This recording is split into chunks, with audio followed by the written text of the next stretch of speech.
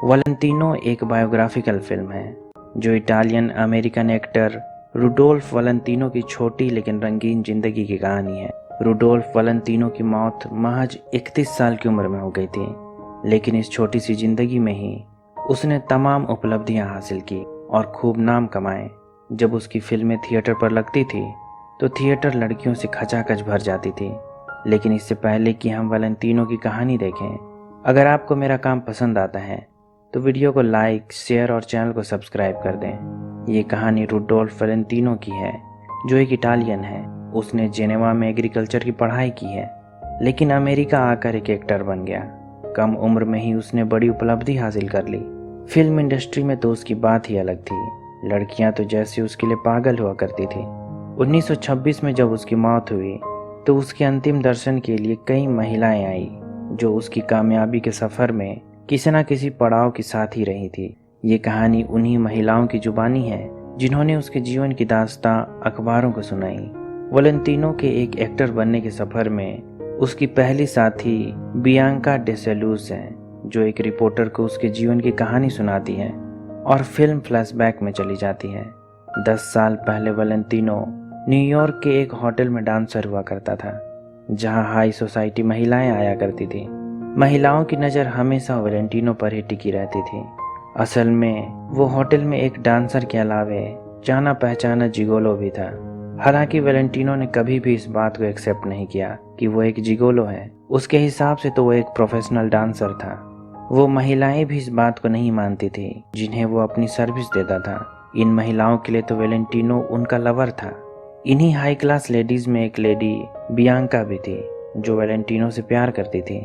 एक दिन बियांका के पति ने होटल में उसे वैलेंटिनो के साथ देखा और उसके पति से वैलेंटिनो की बहस हो गई।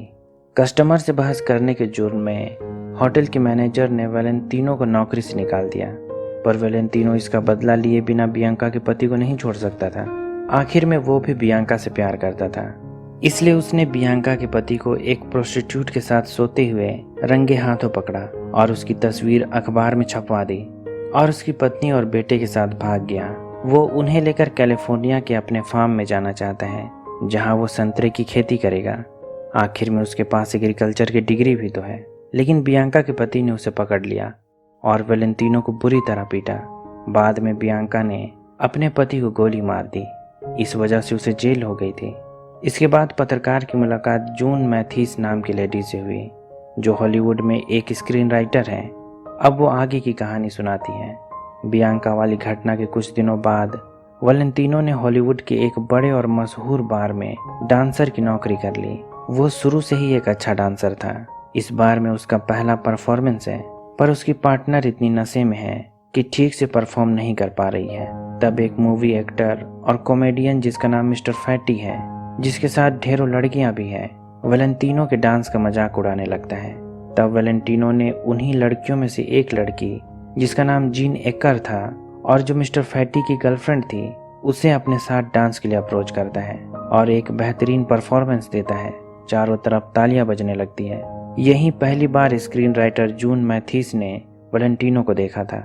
वैलेंटिनो ने मिस्टर फैटी से उसके डांस पार्टनर का मजाक उड़ाने का बदला लिया और बियर का मग उसके ऊपर गिरा दिया। इसके बाद उसने मिस्टर फैटी के गर्लफ्रेंड जीन एकर को डेट किया, जो खुद एक एक्टर थी। जीन एकर की लग्जूरियस और ग्लैमरस लाइफ ने वैलेंटिनो को इतना प्रभावित किया कि उसने जीन एकर के साथ शुरू में कुछ लो बजट फिल्में भी की और कुछ ही दिनों में उसके साथ शादी कर ली। स्क्रीन राइटर जून मैथीस की नज़र उस पर काफ़ी समय से थी। उसने बड़े प्रोड्यूसर मिस्टर रिचर्ड को उसकी next film the 4 horseman of the apocalypse के लिए वैलेंटिनो का नाम रिकमेंड किया।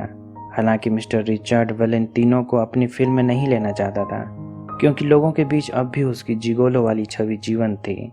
बड़ी फिल्म में उसे लेना एक बड़ा रिस्क हो सकता था। लेकिन यहाँ रशियन एक्टर नाजिमोवा और उसकी गर्लफ्रेंड नताशा रामबोवा भी है, जिन्हें भी वैलेंटिनो के डांस और परफॉर्मेंस पसंद आया।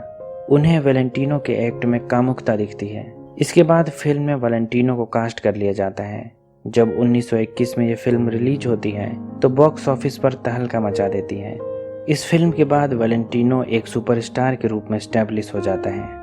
प्रेजेंट टाइम में जब वैलेंटिनो की मौत हो चुकी है, उसके अंतिम दर्शन के लिए नाजिमोवा भी अपने तमाम लव लश्कर के साथ यहाँ आती है, पर उसकी डेड बॉडी देखकर बेहोश हो जाती है। लेकिन उसके इस एक्ट पर किसी पत्रकार ने तब ध्यान नहीं दिया। सभी बेध्यान बैठे थे, इसलिए तस्वीरें नहीं खींची जा सकी। तब वो पत्रकार के कहने पर फिर से वैलेंटिनो की डेड बॉडी देखकर बेहोश होने का एक्ट करती है। इस बार सभी फोटोग्राफर पहले से तैयार थे और सबने अच्छे से तस्वीरें खींची। इसके बाद एक्टर नाजिमोवा अपनी जुबानी उसकी कहानी आगे बतलाती है। नाजिमोवा ने उसके साथ एक रोमांटिक फिल्म कामिले बनाई थी, लेकिन इसके बाद वैलेंटिनो ने उसके साथ कभी काम नहीं किया, क्योंकि नाजिमोवा ने एक ईसाई धार्मिक चरित्र को फिल्म में होमोसेक्सुअल दिखलाया था, जो वैलेंटिनो को पसंद नहीं थी।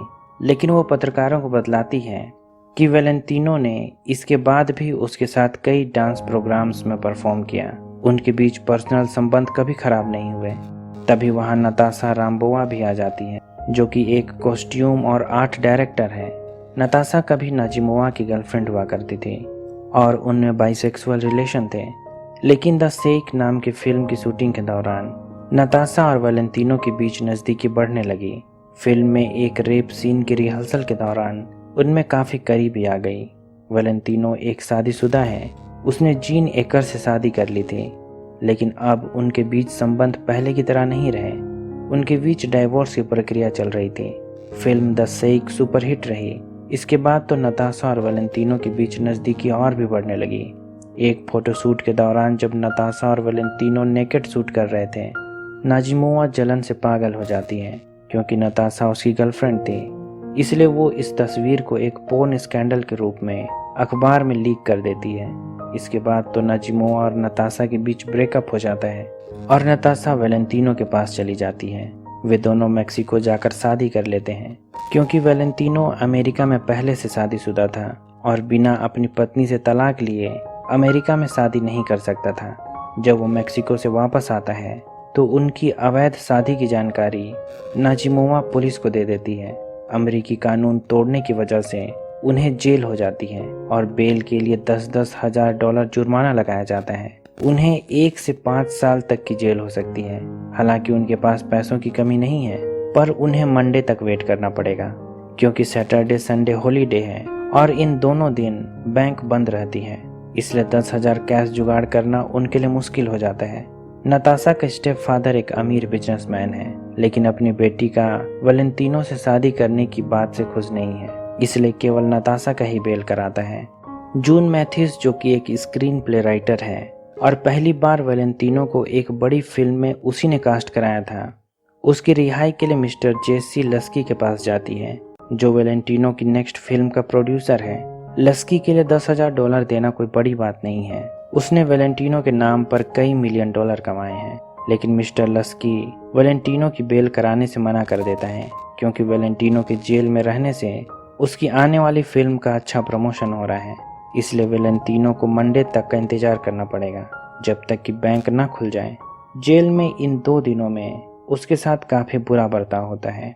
इसकी याद उसके पूरे जीवन बनी रहती है। अब वो समझ गया है कि प्रोड्यूसर मिस्टर लस्की कैसा आदमी है, इसलिए बाद में शूटिंग कंप्लीट करने के लिए उसे काफी दौड़ाता है।